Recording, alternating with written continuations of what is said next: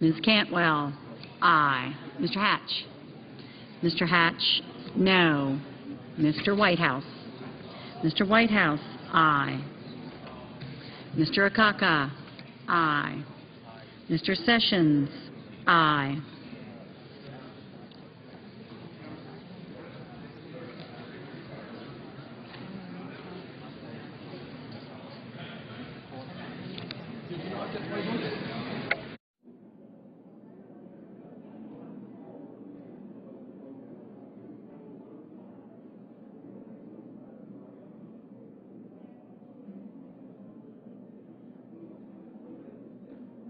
Mr. Franken, aye.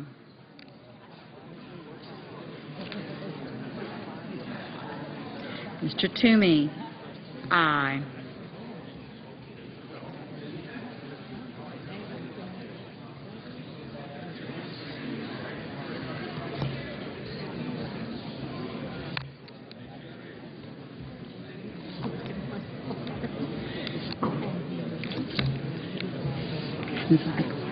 Mrs. McCaskill, aye. Mr. Coons. Mr. Coons, aye. Ms. Ayotte. Ms. Ayotte, aye. Mr. Casey. Mr. Casey, aye.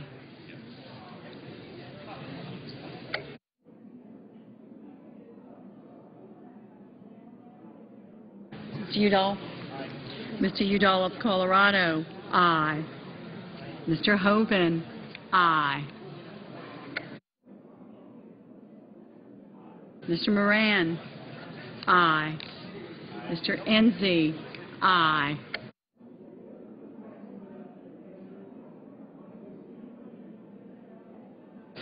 Mr. Inouye, aye. Ms. Stabenow. Ms. Stabenow, aye. Mr. Wicker, aye. Ms. Snow. Ms. Snow, aye.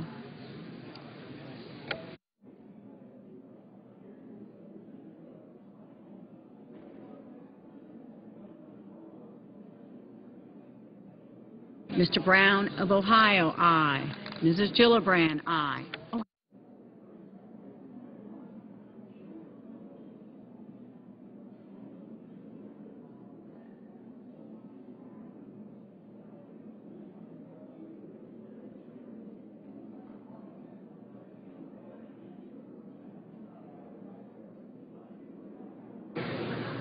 Mr. Nelson of Florida, aye.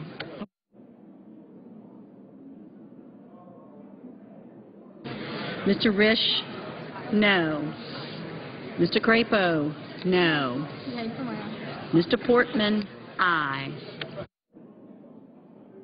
No. Mr. Lieberman, aye. Mr. Carper, aye.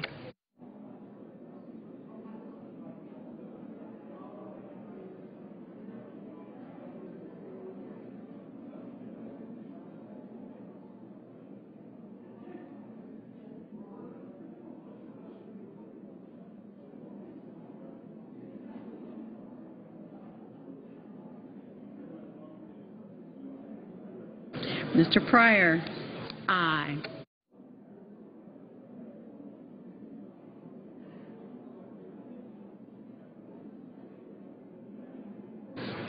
Mrs. Feinstein, aye.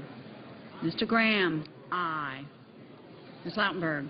Mr. Lautenberg, aye. Mrs. Boxer. Mrs. Boxer, aye. Mr. Levin, no.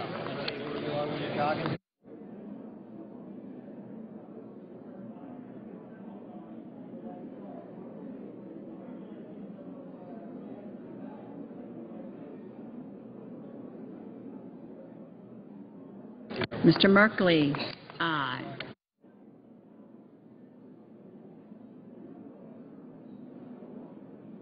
Mrs. Hutchison, hello. Aye. Mr. Baucus, aye.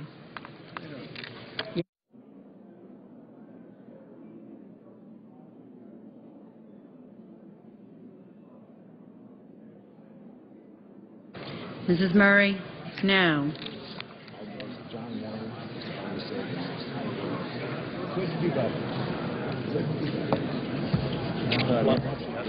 Mr. Blunt, aye.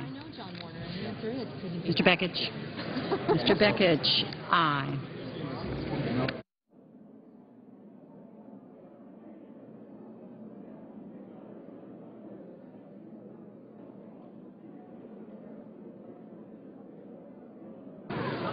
Mr. Thune, aye. Mr. Conrad, aye. Mr. Menendez. Mr. Menendez, aye. Mr. Cole, aye.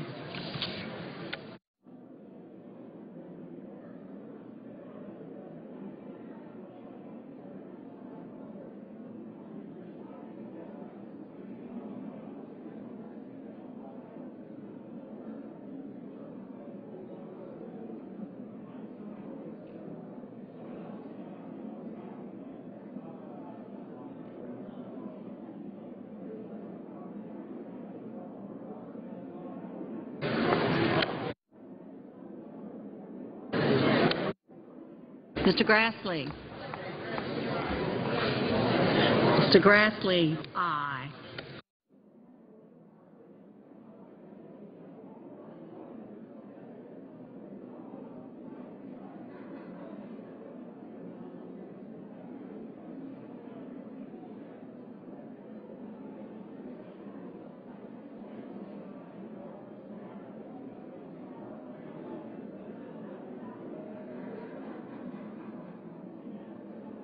Mr. Kirk, aye.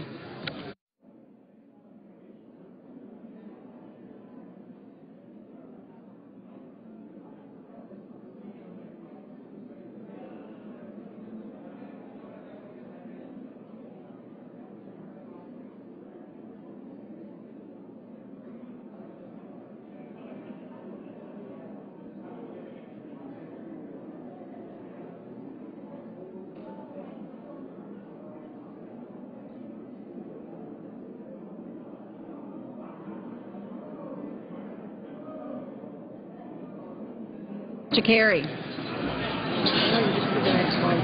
Mr. Carey, aye.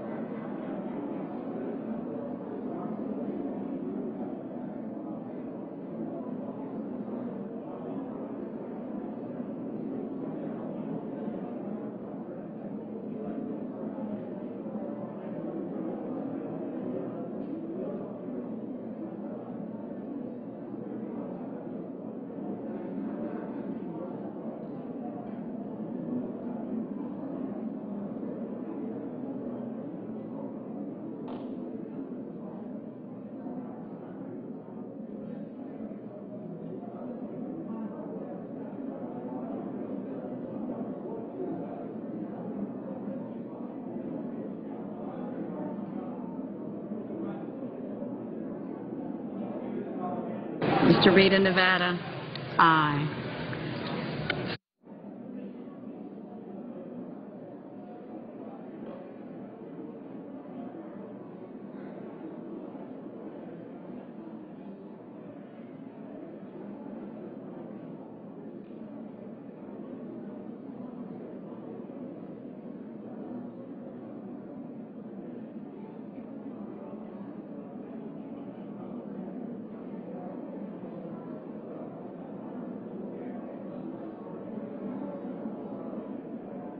Mr. Johnson of South.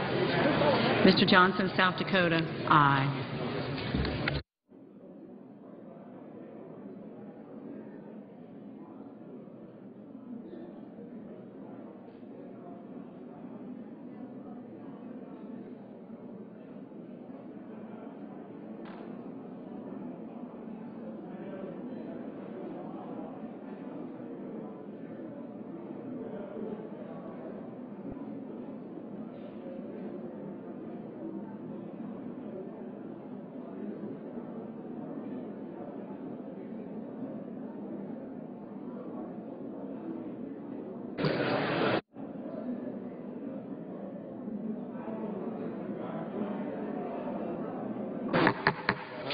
Are there any senators who wish to vote or to change their vote?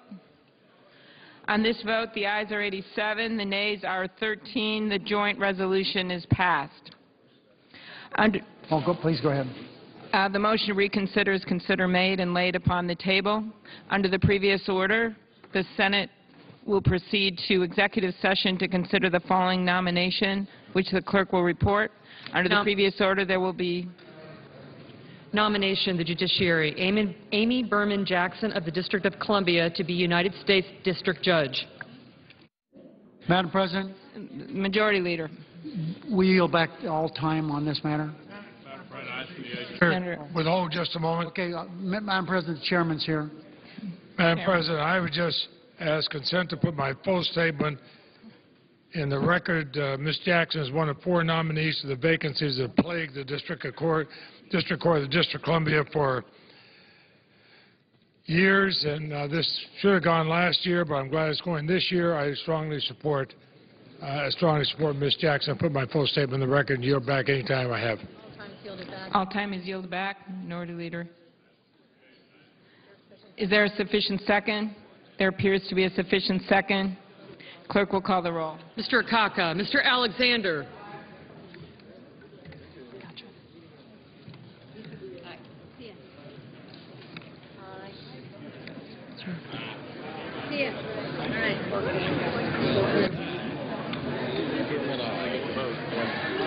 Ms. Ayotte.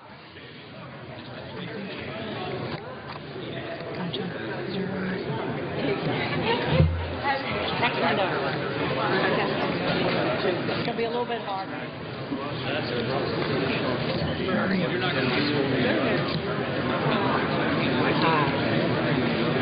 It's too.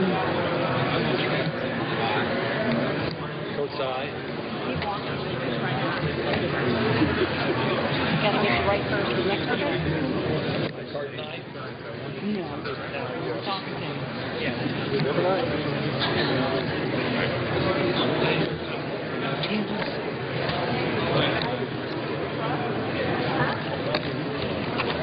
Nelson of Florida. Mr. Barrasso. Mr. Baucus.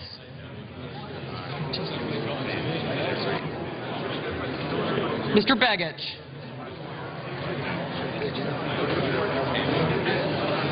Mr. Bennett. Mr. Bingaman. Mr. Blumenthal.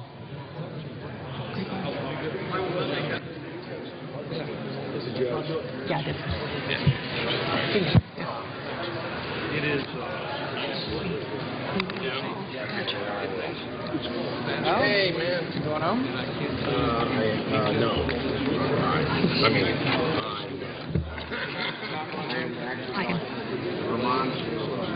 Mr. Blunt.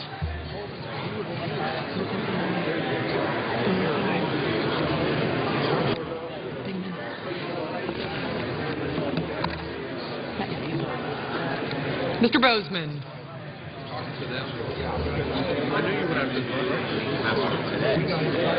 Mrs. Boxer.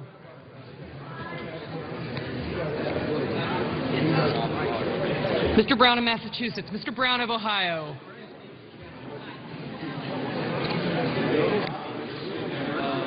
Mr. Burr, Ms. Cantwell. Mr. Cardin, Mr. Carper.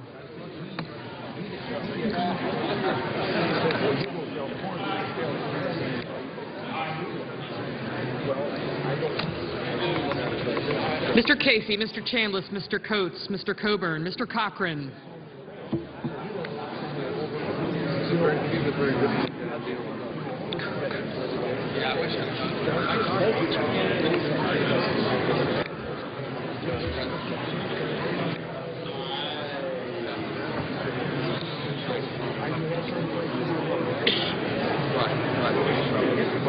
Ms. Collins, Mr. Conrad.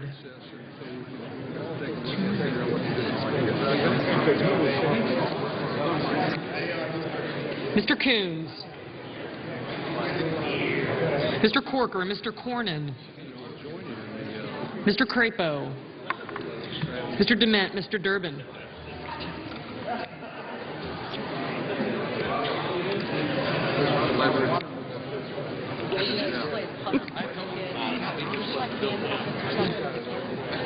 Mr. Ensign. Mr. Enzi, Mrs. Feinstein, Mr. Franken, Mrs. Gillibrand. Mr. Graham, Mr. Grassley. Mrs. Hagan, Mr. Harkin, Mr. Hatch, Mr. Hoven, Mrs. Hutchison. Mr. Inhofe. Mr. Inouye, Mr. Isaacson, Mr. Johans, Mr. Johnson of Wisconsin, Mr. Johnson of South Dakota. Mr. Carey. Mr. Kirk, Ms. Klobuchar. Mr. Cole. Mr. Kyle, Ms. Landry, Mr. Lautenberg, Mr. Leahy. Mr. Lee. Mr. Levin. Mr. Lieberman, Mr. Lugar. Mr. Manchin, Mr. McCain, Mrs. McCaskill, Mr. McConnell, Mr. Menendez. No, I got you. Mr. Merkley. Ms. Mikulski, Mr. Moran. Ms. Murkowski, Mrs. Murray, Mr. Nelson of Nebraska, Mr. Nelson of Florida.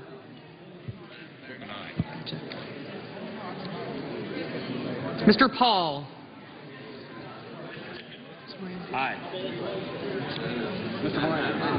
Mr. Portman, Mr. Pryor. Mr. Reed of Rhode Island, Mr. Reed of Nevada. Aye. Gotcha. Second vote, right? Yes. Mr. Risch, Mr. Roberts, Mr. Rockefeller. Mr. Rubio. Mr. Sanders, Mr. Schumer, Mr. Sessions, Mrs. Shaheen, Mr. Shelby, Ms. Snow, Ms. Stabenow. Mr. Tester, Mr. Thune, Mr. Toomey, Mr. Udall of Colorado, Mr. Udall of New Mexico. Mr. Vitter, Mr. Warner, Mr. Webb. Mr. Whitehouse. Mr. Wicker. Mr. Wyden.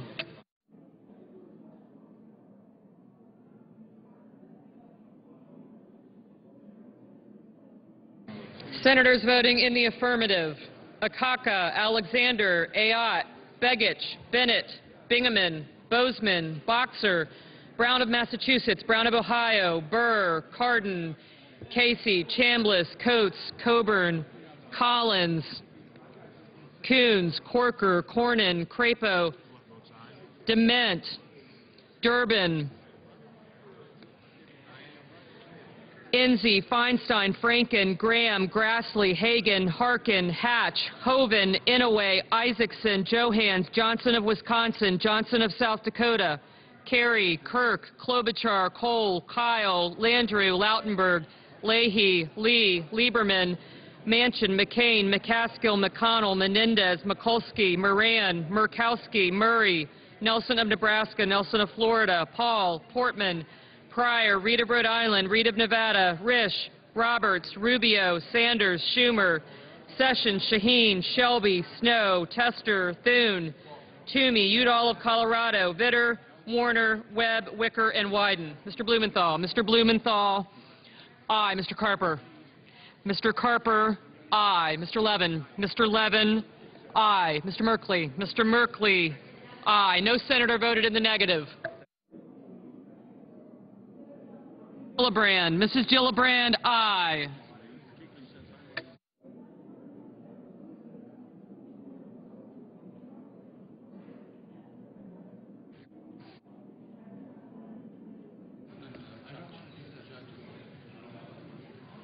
Mr. Cochran.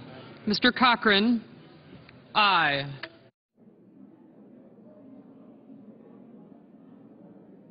Mr. Rockefeller. Mr. Rockefeller, aye. Mr. Whitehouse. Mr. Whitehouse, aye.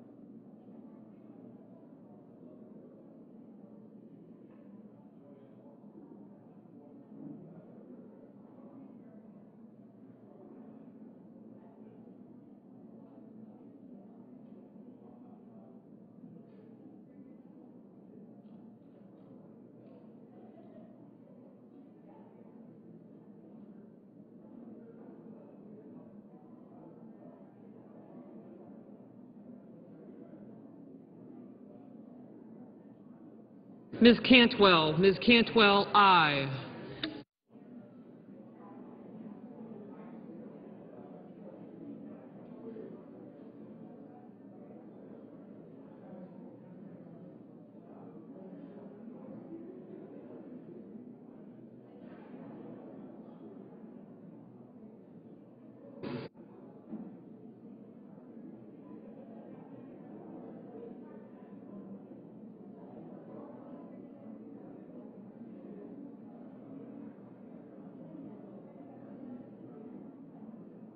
And you got it.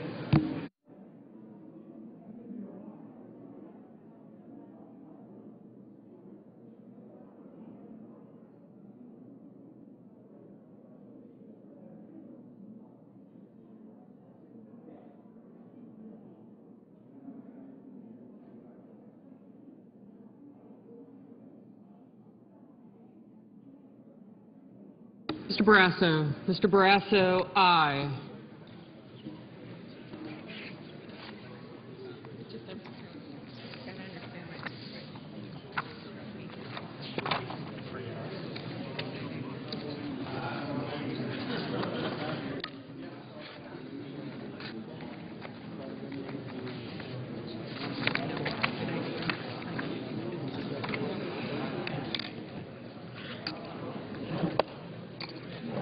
You did.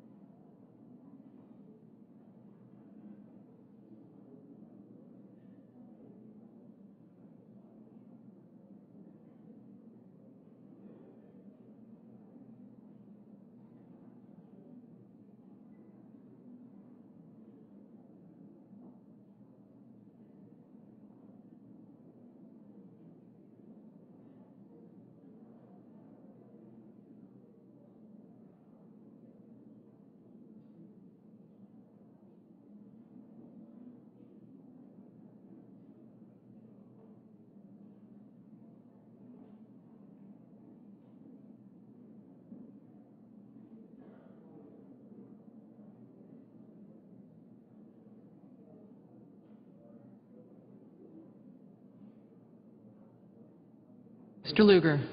Mr. Lugar, aye.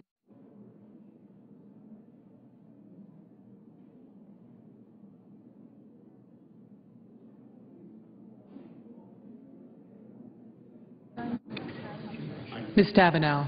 Ms. Stabenow, aye. Mr. Bacchus. Mr. Bacchus, aye.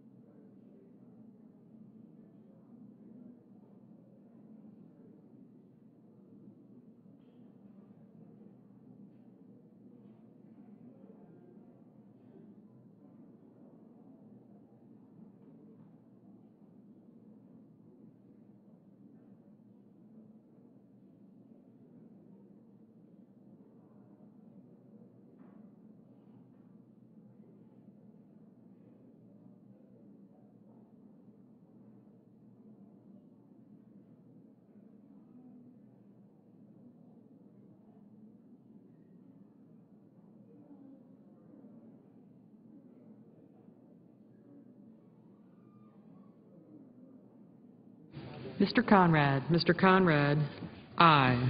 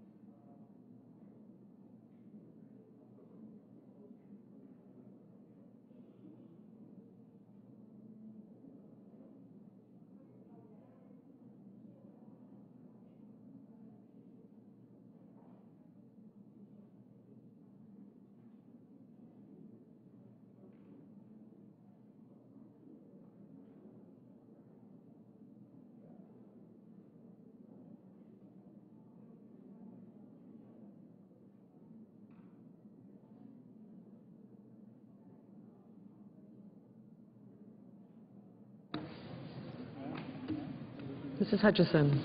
Mrs. Hutchison, aye.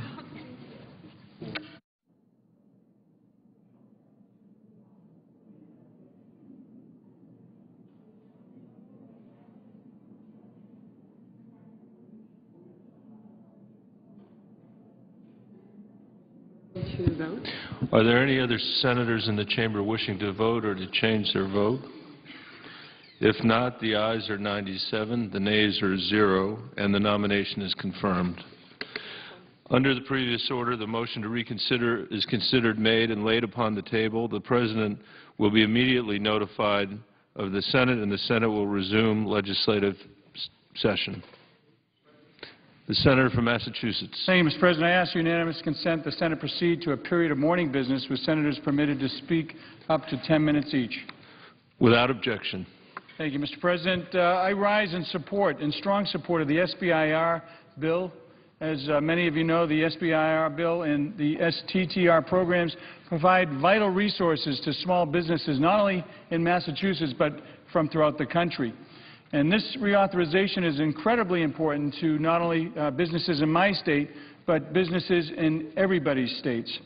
This compromise bill has been under development and negotiation long before I got here, and I applaud Senators Landrieu and Snowe, our chair and ranking members on the Small Business Committee, for their persistence in pushing this bill through. As a matter of fact, I have 2 amendments that are in the bill that's before us now, and I will be offering, not today, but in the near future, an amendment which I'm about to talk about now.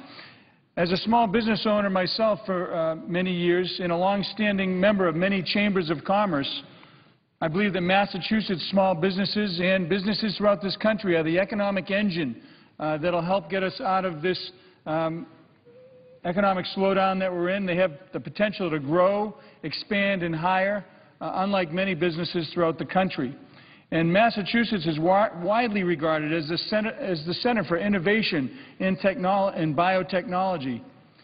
You know, we're a small state, but we've received the most SBIR awards only after California. That just goes to show you how important our state is when it comes to creating small businesses. And the success of the program serves as a reminder that the government can play a role in the business community, but it also needs to know when to step out of the way and allow businesses to grow and actually create jobs.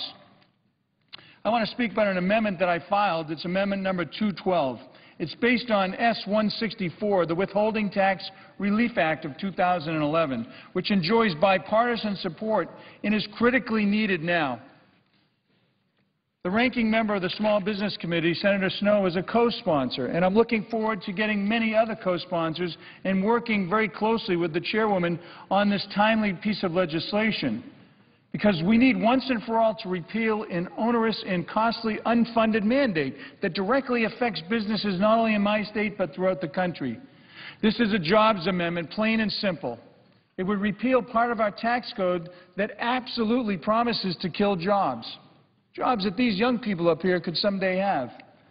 If we don't act soon, Section 3402T of the tax code will require, beginning January of 12, federal, state, and local governments to withhold 3% of nearly all contract payments made to private companies, as well as Medicare payments, farm payments, and certain grants. I mean, let's be real. It's an arbitrary tax just because, and it's really nearly impossible to actually implement. It's a sign of, it's one of the things that we've done that just makes absolutely no sense, and it's been delayed many, many times. The Government Withholding Relief Coalition, a coalition of more than 100 members encompassing a cross-section of America, has estimated that the combined 5-year total cost to the states and the federal government of implementing this legislation could be as high as $75 billion. Yeah, that makes a lot of sense. $75 billion coming out of those coffers at a time when they least can afford it, and the provision is estimated only to bring in about $7 billion over that same time period. Now, it makes absolutely no sense. It's absurd. And any tax that costs more to implement than it actually brings in makes no sense at all. And I'm hopeful with your leadership, Mr. President, and many other people's, senators' leadership on this issue, we can attack one of these bad laws that are about to click in. should be repealed immediately. And as a matter of fact, Mr. President, last week I received a letter from Massachusetts State Secretary of Finance, Jay Gonzalez, warning Congress of the inevitable threat to small businesses' ability to survive in this tough economic climate if we allow this continuation of what I consider a stealth tax. We can't discuss the health of small businesses on the floor without acknowledging that these very same small businesses we aim to help with the SBIR program, the bill that's actually before us right now, will be suffocated by this 3% withholding tax. For some businesses, it may be the entire net profit of what they make per year. And I'd like to submit Secretary Gonzalez's letter for the record. Thank you, Mr. President. The Department of Defense alone has estimated that this provision would cost around $17 billion to comply with over the first 5 years. And unfortunately, there are many other provisions and reasons why this provision should be repealed as soon as possible, at a time when state and local governments are under extreme fiscal and financial stress. Why? I just don't get it. Why would we actually start to put in and enforce another unfunded, costly mandate on them to recover minimal funds for the federal treasury? This is really just a question of the federal government seeking more funds to pay its bills. Only in Washington, and I've been here a little over a year, very similar to what you have, only in Washington does something like this try to be conveyed as a good idea when we actually spend $10 of your money, $10 of everybody's money watching merely to recoup a dollar. It makes absolutely no sense to me at all. And many businesses that contract with the government will simply pass this cost on, as we know, of this provision back to the government in the form of higher bids on contracts. So having a bid on a contract here, when this bill is implemented, or this particular tax, it's going to be here. And it's ultimately going to be costing every single one of us more money just to do the same thing. I mean, I listen to the administration, I listen to all the political pundits, I listen to everybody talk about the fact that we need to get our fiscal and financial house in order, that we're in trouble fiscally, that this country, if we don't do something quickly, is going to be in deep trouble. Well, here we are. We have an unfunded mandate, something that's going to add to the cost of doing business, and here we are. Are we going to take it up and vote on it? I hope we do, Mr. President. I'm looking forward to that bipartisan leadership from you and others on this very important issue. Many businesses that contract with the government, as I said, will merely pass this on, and it'll really crush them and restrict the critical cash flow and discourage them from participating in government contracts. They'll go other places. And members of the construction industry are also worried that the provision will tax away all of their anticipated profit on government contracts, hence diminishing competition and actually raising costs to the government at a time that we can't afford it. This provision passed in 2005, long before we got here, Mr. President, but we, as the new breed of senators, recognize that we need to get our house in order. And there's a reason it's been delayed in actually the implementation of it over and over again. And everyone knows it can never go into effect.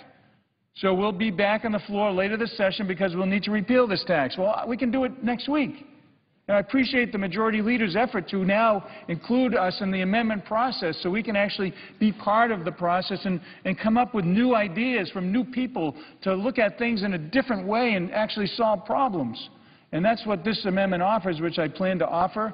Certainly welcome everybody's support. And before I conclude, I'd like to wish everybody a happy St. Patrick's Day. And I appreciate your listening, Mr. President, and I yield the floor. Thank you.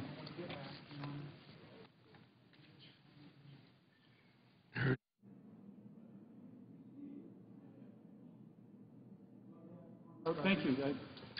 The clerk will call the roll. Mr. Akaka.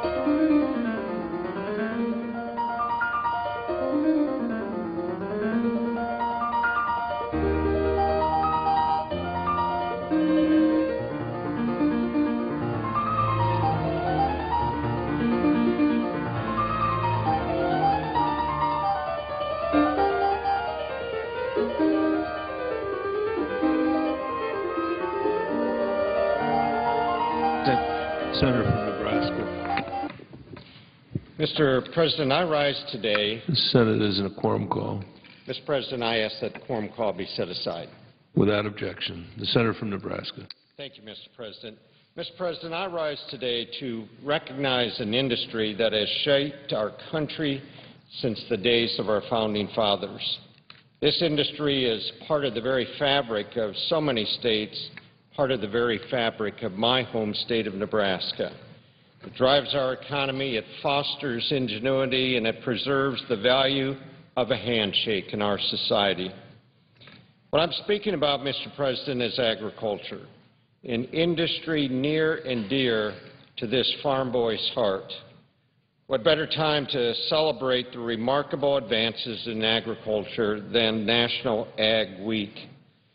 It is not because of my roots on a farm, nor my time as Secretary of Agriculture, that I'm inspired to rise and speak today. It is because of the remarkable men and women who rise before the sun each morning and literally engage in feeding the world. They provide safe, abundant, and affordable food, fiber, and fuel. They are the stewards of our natural resources and the drivers of innovation. More than 2 million farmers and ranchers contribute more than $300 billion to the U.S. economy each and every year.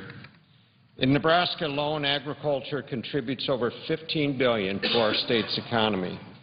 Our leading commodities include cattle and corn and soybeans, hogs, wheat, dairy products, and the list goes on and on. It is estimated that each American farmer feeds more than 144 people, a dramatic increase from just 25 people per farmer in the 1960s.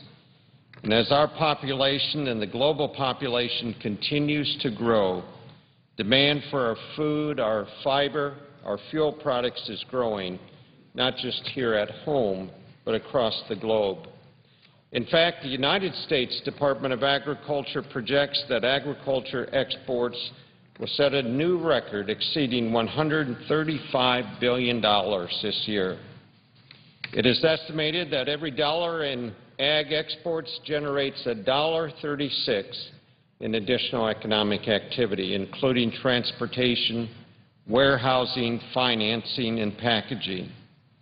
Nebraska's $4.8 billion in ag exports last year generates an additional $6.5 billion in economic activity. Now, that is a big deal, especially during these struggling economic times. However, the demands facing our nation's farmers and our ranchers are daunting. We should ensure the government is not adding unnecessary regulatory and paperwork burdens to their already heavy load. Instead, we must empower our nation's farmers and ranchers to continue to be among the most competitive, the most productive, and the most efficient worldwide. We should be actively promoting U.S. agriculture by enhancing renewable fuels, ensuring regulations are transparent and science-based, and creating international opportunities through enhanced trade agreements. This last one should be easy, but it has become difficult. Congress has been waiting on our President to submit free trade agreements, 3 of them, Colombia, Panama, and Korea, now for about 2 years. It's estimated that this cumulative delay is costing about $2.5 billion in lost agriculture exports each year. And while we've been hobbled on the sidelines, our competitors, Canada, Brazil, Argentina, and the EU, have been moving full speed ahead on trade agreements that put U.S. agriculture at a disadvantage. Instead of maintaining market share and a preference for Nebraska growing wheat and corn and beef, consumers in Colombia, Panama, and Korea turn to our competitors. That's because their trade agreements have lowered tariffs while ours collect dust on the shelf. And once market share is lost, it's very difficult to regain. I've talked to colleagues on both sides of the aisle who understand the reality. In fact, the chairman of the committee that oversees trade could not have been more clear in recent comments Senator Max Baucus said this, quote, "The time is here, the time is now, we're losing market share hand over fist," unquote. And I could not agree more with the chairman. Yet more than 2 years into their term, the administration has failed to send us the pending trade agreements for approval. Our nation's farmers, ranchers, and many American workers are asking for them. They know that new orders will be placed and business will flow from the agreements. New jobs will be created. Instead of spending hundreds of millions of dollars to try to create new jobs, I would suggest that we need to move the agreements. Approving trade agreements increases spending, zero, not 1 penny, which is what we're so focused on these days. Congress simply says yes. Perhaps that simply makes too much sense. The bottom line is that increased trade is one of many opportunities to ensure a bright future for American agriculture. But there are many reasons to be optimistic when it comes to agriculture in our nation. One need only consider the breathtaking advances in our farmer and rancher productivity. I've long said that our farmers and ranchers can compete with anyone in the world given a level playing field. It is nothing short of phenomenal that the average corn yields are now 160 bushels per acre of land compared to only 53 bushels just 50 years ago. Frankly, it's difficult to keep pace with the new technologies that transform agriculture. Consider this. Thanks to biotechnology and improving farming practices last year, American farmers nearly doubled their soybean production from 1980, with just a 10% increase in total acres planted. And did you know some farmers now use a satellite and GPS technology to apply water and fertilizer where and when it will have the greatest benefit and the least impact on our environment? American agriculture truly is a remarkable success story. It's true that we have big challenges ahead, but I think agriculture is ready for every one of them. Our producers have faced down every challenge set before them, and I'm confident nothing stands in their way. That is assuming that the federal government doesn't wrap them in so much red tape that it suffocates their future. There simply is no more resilient bunch than our farmers and ranchers.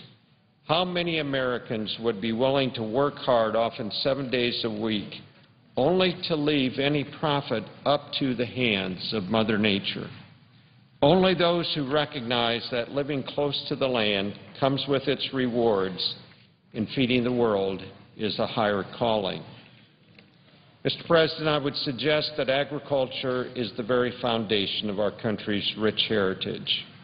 Our founders clearly understood and appreciated the importance of agriculture.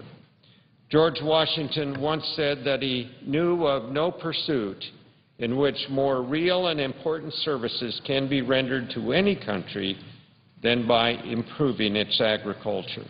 And Thomas Jefferson noted, quote, "Agriculture is our wisest pursuit because it will in the end contribute most to real wealth, good morals, and happiness," unquote. This week is a good time to reflect on the rich nation. It is time to celebrate the exciting scientific advances and the new opportunities. One thing that all of my colleagues should be able to agree on, we owe our nation's farmers and ranchers a sincere thank you. Every time we go to the grocery store, we are reminded how little of our disposable income we spend in this great nation because of the good work of our farmers and ranchers. We compare better in our country than just about any country in the world. So we are grateful today for their good work. We say thank you to them for the food, fiber, and fuel that keeps our nation strong. Thank you, Mr. President. I yield the floor. I note the absence of